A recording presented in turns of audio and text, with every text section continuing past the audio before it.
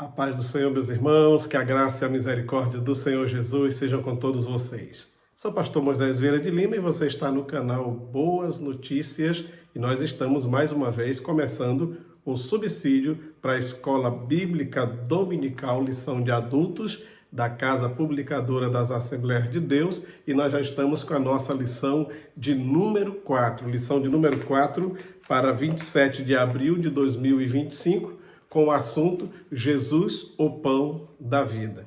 Jesus, o Pão da Vida. O nosso textuário diz, eu sou o pão da vida, João 6,48. Essa é uma das 7 declarações do livro de João, do Evangelho de João, nas quais Jesus diz, eu sou, certo? A verdade prática, Jesus é o pão da vida que sacia a fome espiritual de todo ser humano, graças a Deus por isso. A nossa leitura bíblica em classe está em João capítulo 6, versículos 1 até o 14, e diz assim, depois disso partiu Jesus para o outro lado do mar da Galileia, que é o de Tiberíades, e grande multidão o seguia, porque via os sinais que operava sobre os enfermos. E Jesus subiu ao monte e assentou-se ali com os seus discípulos. E a Páscoa, a festa dos judeus, estava próxima. Deixa eu só abrir um parênteses aqui. Páscoa é festa de judeu, não é festa de cristão. No lugar da Páscoa foi instituída a Santa Ceia.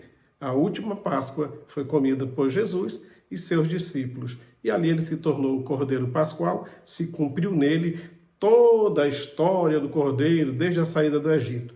De lá para cá, não há mais necessidade de celebrar a Páscoa.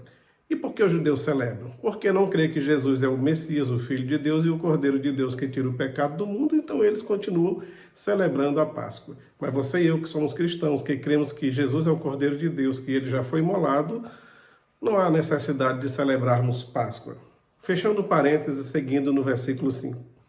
Então Jesus, levantando os olhos e vendo que uma grande multidão vinha ter com ele, disse a Filipe, onde compraremos pão para estes comerem? Mas dizia isso para os experimentar, porque ele bem sabia o que havia de fazer. Filipe respondeu-lhe, 200 dinheiros de pão não lhe bastarão para que cada um deles tome um pouco. E um dos discípulos, André, irmão de Simão, Pedro, disse-lhe, está aqui um rapaz que tem 5 pães de cevada e 2 peixinhos. Mas o que é isso para tanta gente? Disse Jesus, mandai assentar os homens, e havia muita relva naquele lugar. Assentaram-se, pois, os homens em número de quase 5.000. Jesus tomou os pães e, havendo dado graças, repartiu-os pelos discípulos, pelos que estavam assentados, e igualmente também os peixes, quanto eles queriam. E quando estavam saciados, disse aos seus discípulos, recolhei os pedaços que sobejaram, para que nada se perca. Recolheram-nos, pois, e encheram 12 cestos de pedaço dos 5 pães de cevada que sobejaram aos que haviam comido. Vendo, pois, aqueles homens o milagre que Jesus tinha feito, diziam, este é verdadeiramente o profeta que devia vir ao mundo. O pão físico é indispensável para a sobrevivência do corpo. O Senhor Jesus é essencial para a saúde da alma, pois somente Ele pode saciar a nossa fome de Deus. Qual foi a última vez que você comeu pão? Qual foi a última vez? Você lembra? Pode ter sido ainda hoje, né? Exatamente. Nesse momento que você está assistindo o vídeo, pode não ter muito tempo que você comeu um pão. Então, o pão faz parte da nossa vida, da vida dos seres humanos, praticamente desde o princípio da humanidade. É um dos primeiros alimentos que o homem processou. Depois de aprender a comer frutas e matar animais e assá-los, o alimento processado, triturado e misturado, praticamente o que se sabe é que foi o pão o primeiro alimento a passar por esse processo, certo? Muito bem, a palavra-chave da nossa lição é a palavra vida, e diz a introdução. O Senhor multiplicou pães e peixes para saciar a fome de uma grande multidão. A lição desta semana visa demonstrar que somos dependentes de Deus. Essa dependência não se limita às necessidades materiais, mas, acima de tudo, refere-se à nossa necessidade espiritual, que só o pão da vida pode satisfazer plenamente. E, nesta lição, os tópicos são, primeiro, Jesus, a multidão e o milagre da multiplicação. Segundo, Jesus desafia a fé dos discípulos. E terceiro, Jesus, o pão que desceu do céu. Olha, o pão é considerado o alimento universal. Por quê? Porque ele está em todos os continentes, praticamente em todos os países do planeta. Muda-se a fórmula, o jeito de fazer, a receita, mas o pão é considerado o alimento universal. Ele é também universal porque todas as faixas etárias podem comê-lo. Todas as faixas etárias. A criança, o adolescente, o adulto, o jovem, o ancião, todas as faixas etárias podem comer. É claro, sem exageros, como toda comida não pode ser comida exageradamente, certo? O pão ele tem suas particularidades, como o seu cheiro, o seu sabor, a sua aparência, e tudo isso chama a atenção. O cheiro do pão, o gosto do pão, a aparência chama a atenção e realmente dá vontade de comer logo, certo? Logo que sai do forno, antes de esfriar, a vontade da gente já é comer logo um pedaço, certo? O brasileiro come em média 30 quilos de pão por ano, cada brasileiro. É claro, tem aquele que não come 1 quilo por ano, está evitando aí carboidratos, está naquela dieta low carb e tudo mais, mas tem aquele que come mais de 60 quilos por ano. Então, quando soma e divide tudo, a média, 30 quilos por ano de pão, cada brasileiro come, tá?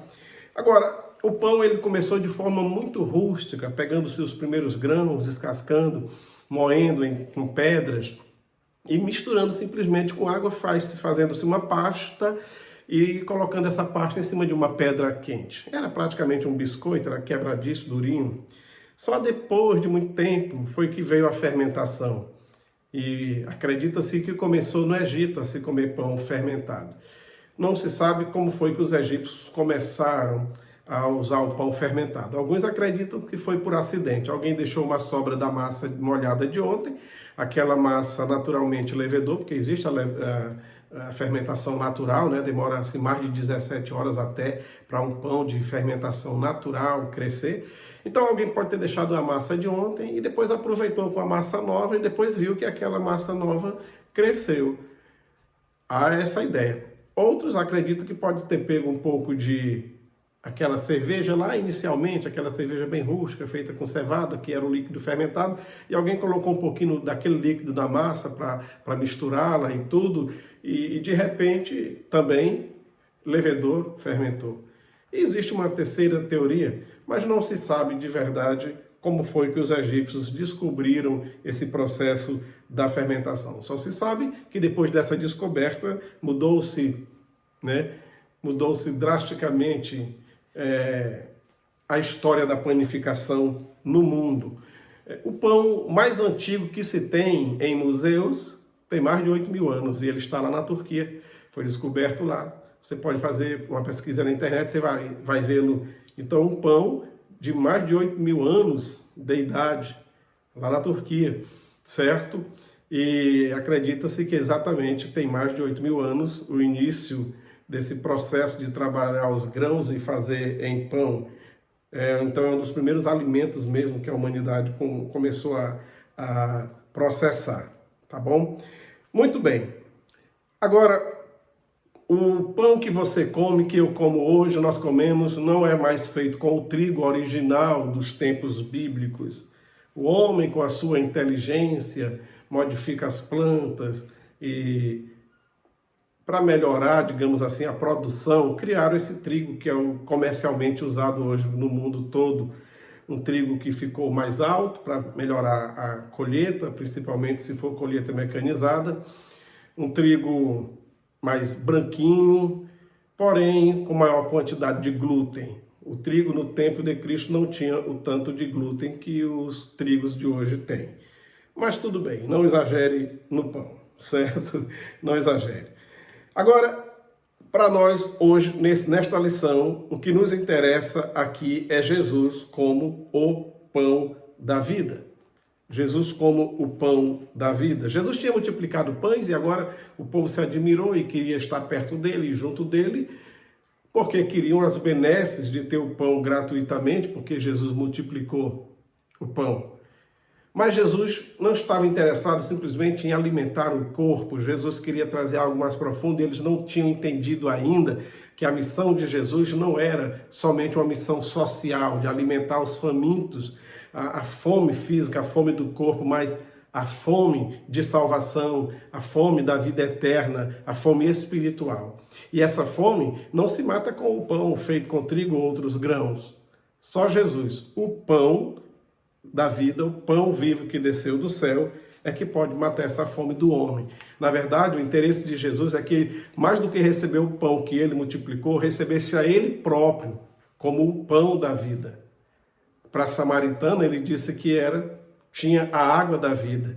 Para aquela turma ali, ele estava dizendo que era o pão da vida, certo? Então, Jesus multiplicou pão, multiplicou peixes. O texto aí diz que ele deu graças, né? Quando pegou os pães, deu graças. E costumeiramente os judeus faziam uma oração assim, ó: Bendito sejas tu, Senhor, nosso Deus, Rei do mundo, que produz o pão da terra. Aí depois comigo. Era uma oraçãozinha já decorada desde a infância. Provavelmente foi essa oração que Jesus citou, né? Bendito seja Jeová, nosso Deus, Rei do universo, que produz o pão da terra. E tendo dado graças, partiu ali o pão e foi entregando aos discípulos e foi multiplicando, multiplicando, multiplicando e no final ainda saíram fazendo a coleta de 12 cestos do que sobrou. Fizeram a coleta do que sobrou de pão, mas não fizeram a coleta do que sobrou de peixes, apenas de pão, tá? O terceiro tópico diz, então, Jesus, o pão que desceu do céu. Quando se diz o pão da vida, o que era o pão da vida, ou pão vivo, na linguagem da época e no costume da época? Havia um tipo de pão feito com trigo já germinado, tá? Um grão de trigo é feito, a sua estrutura biológica é praticamente feita de 3 partes. A parte maior é a parte branca, de onde realmente a gente faz, onde tem as proteínas e os carboidratos e tudo mais. Aí tem uma pontinha chamada germen. Esse germen é de onde sai o brotozinho e depois vai se alimentando do restante da semente. A semente morre, mas o germezinho produz vida. Foi por isso que Jesus disse que a semente caindo na terra não morrer, não vai dar em nada, mas se morrer, produz fruto, falando dele próprio. Bem, e aí Jesus deu graças e disse, eu sou o pão vivo que desceu do céu, porque esse trigo germinado, aí sim, ele era agora preparado, moído, para fazer o pão. Depois que o pão, que o grãozinho já foi germinado, já estava produzindo vida, agora pegar e processá-lo, esse pão era considerado, acreditava-se que ele era melhor para recuperar mulheres grávidas, pessoas que estavam se convalescendo de uma enfermidade, soldados que vieram da guerra combalidos, abatidos, fragilizados no corpo, no físico, e precisavam de um alimento para reanimar rapidamente as forças. Então, esse era chamado de pão vivo, esse pão feito com o trigo germinado, para alimentar pessoas fisicamente debilitadas. Então, Jesus estava fazendo a comparação com esse pão que já era conhecido do povo, dizendo que ele era o pão vivo que desceu do céu, ou seja, o pão da vida. Louvado seja Deus. E quando Jesus diz que é o pão, a gente não tem como não lembrar da Santa Ceia. Na Santa Ceia, nós comemos a carne do cordeiro, né, quando comemos o pão. Jesus diz, quem não come a minha carne não tem parte comigo. Então, quando nós comemos o pão, comemos a carne do cordeiro, pois ele disse mesmo, esse pão é a minha carne, que eu darei, né, pela vida do mundo, pela salvação do mundo, pela vida Todo mundo. Então, quando nós na Santa Ceia comemos o pão, estamos também comendo, simbolicamente, a carne de Cristo, o Cordeiro de Deus, certo? E como eu disse agorinha, Jesus mandou recolher o que sobrou, mas eles recolheram o pão, mas não recolheram o peixe. Por que o pão, mas não o peixe? Porque do pão nada se perde. Do pão nada se perde. O que sobra de pão você pode guardar, o que fica ressecado você faz farinha de rosca. Se não quiser fazer farinha de rosca, você pode fazer torradas. E se não quiser fazer nem farinha de rosca, nem torrada, o pão dormido, você pode fazer rabanada. E se não quiser fazer rabanada, você pode fazer pudim de pão seco, sabia? Então, se aproveita sempre o pão que fica de um dia para o outro. Só se estraga pão se você quiser mesmo deixar o pão se estragar e ficar bolorento. Mas se não, você aproveita tudo, certo? Muito bem. Então, queridos, você e eu que já temos aceitado a Cristo como nosso Senhor e Salvador e que costumeiramente comemos o pão feito em casa, feito na panificadora, não podemos deixar de nos alimentar de Jesus, de recebê-lo em nossa vida sempre. E se você que me assiste agora ainda não recebeu a Jesus como teu Senhor e Salvador, você precisa fazer e tomar essa decisão de receber a Ele na tua vida. O pão que vai saciar essa fome que a alma do ser humano tem, essa fome que o espírito do ser humano tem e não consegue saciar com diversões, com brincadeiras, com parceiros, com jogatinas, com nada nesse mundo. Essa é uma fome que só Jesus pode saciar, pois Ele é o pão da vida. O pão da vida, porque também produz vida, e vida em abundância. Louvado seja o nome do Senhor. Então, esse milagre que está registrado no Evangelho de João, João registrou somente 7 milagres, 6, nenhum dos outros evangelistas registraram, mas ele registrou esse e os outros também.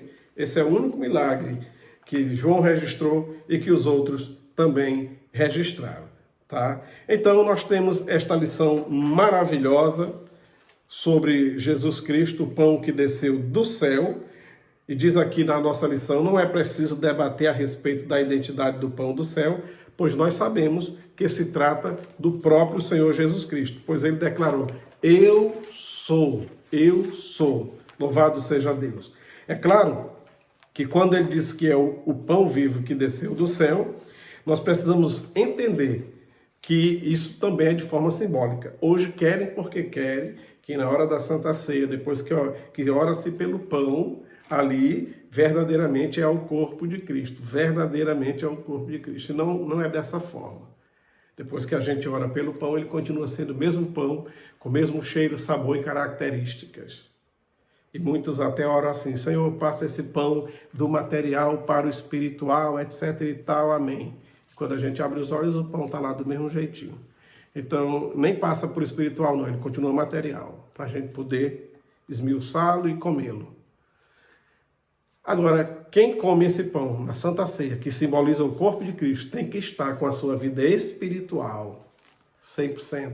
Tem que estar garantido, tem que estar em comunhão, tem que ter respeito, tem que ter cuidado, tem que ter amor, tem que aprender a discernir o corpo do Senhor, que é tanto a igreja como também o pão, certo? Nesse caso, você e eu, toda vez que ceiamos, nós estamos comendo desse pão vivo, simbolicamente ali na Santa Ceia, e dizendo para Jesus, Senhor Jesus, nós continuamos aqui, ó. Continuamos em comunhão contigo. Continuamos a comer a tua carne, porque nós queremos sempre ter parte contigo. Que o seu Deus te abençoe. Que Deus nos dê a sua graça de permanecermos firmes, olhando para Jesus, o autor e consumador da nossa fé. E a nossa conclusão diz, o nosso Senhor é o pão que veio do céu, um alimento inextinguível que nos nutre para sempre, para sempre. Que a graça de Deus nunca te falte e a gente se vê no próximo vídeo. Um abraço, que a paz do Senhor seja contigo, curta, compartilhe e comente aqui embaixo, faça o seu comentário nesse vídeo e nos ajude em oração. Fique com Deus e uma ótima escola bíblica dominical.